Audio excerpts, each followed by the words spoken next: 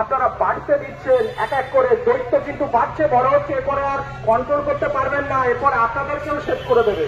শুনে নিন, আপনাদের মধ্যে তো শুভবুদ্ধি রয়েছে, বোধ রয়েছে, ঘুরে দাঁড়ান। কে না ঘুরে দাঁড়িয়েছে? শুধু এই রাজ্যের মানুষ নয়, সারা দেশের মানুষ, শুধু এই দেশের মানুষ নয়, সারা পৃথিবীর মানুষ। একটা হত্যাকে হত্যা বলে দেখবেন না, এটা একটা হত্যা নয়। একটা প্রশাসন কোন স্তরে পৌঁছে গেলে এইরকম ঘটনা ঘটে এবং সেই ঘটনাকে আড়াল করে ঘটনাকে অন্যদিকে ঘুরিয়ে দেওয়া হয়, এই জিনিসটা শুধু মাথায় রাখুন। আমাদেরকে যারা প্রতিবাদ করছেন তাদের মারছেন, লাঠিচার্জ করছেন, ভালো কথা, মারুন। আপনারা তো আমাদেরকেই মারবেন, আপনারা তো চোর গুন্ডাদেরকে মারতে পারেন না। তখন আপনারা টেবিলের নিচে ফাইল দিয়ে লুকিয়ে পড়েন। খিদিরপুরের ঘটনা, খিদিরপুর থানার ঘটনা কেউ বলেনি। আমরা নিরস্ত্র নিরীহ, আমরা কাউকে অ্যাটাক করি না।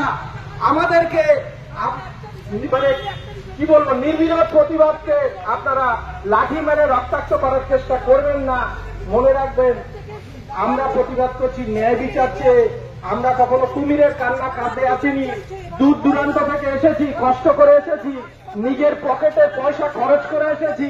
আমাদের জন্য কেউ ডিম ভাত খাওয়াবে না, গাড়িও পাঠিয়ে দেবে না। আনন্দ করতে, পিকনিক করার মুডে আন্দোলন করতে আসিনি আমরা।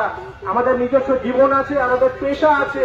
সেই পেশাগত দায় বলুন আর একজন নাগরিক হিসেবে চাইছি, আমরা আপনাদেরও ভালো চাইছি, আমরা কারোরই খারাপ চাইছি না। যেটা সত্যিকারের হওয়া উচিত সেটা চাইছি। কেন একটা মহানগরের বুকে একটা মেডিকেল কলেজ, আপনাদের মনে একবারও প্রশ্ন জাগে না যে আমরা কোথায় আছি? আপনি সেফ আছেন? কোথাও সেফ নেই। আপনার নিজের মেয়ে না থাকতে পারে, আপনার তো আত্মীয় আছে, তাদের তো মেয়ে আছে, বন্ধুর মেয়ে আছে।